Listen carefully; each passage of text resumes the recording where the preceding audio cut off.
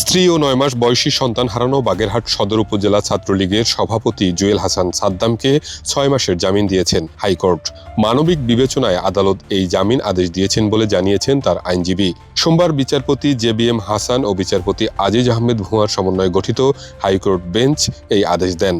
আদালতে সাদ্দামের পক্ষে শুনানি করেন জ্যেষ্ঠ আইনজীবী সাইদ আহমেদ রাজা।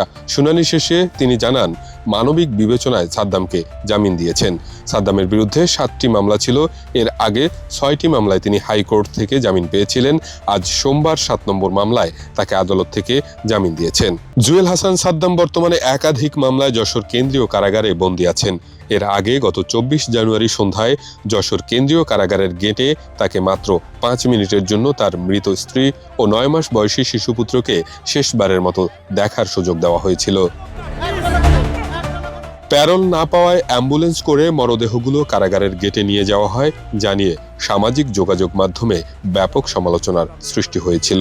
উল্লেখ্য, গত 5 আগস্ট আওয়ামী লীগ সরকারের পতনের পর গোপালগঞ্জ থেকে গ্রেপ্তার হন সাদ্দাম। এর আগে তিনি যশোর কেন্দ্রীয় কারাগারে বন্দী ছিলেন।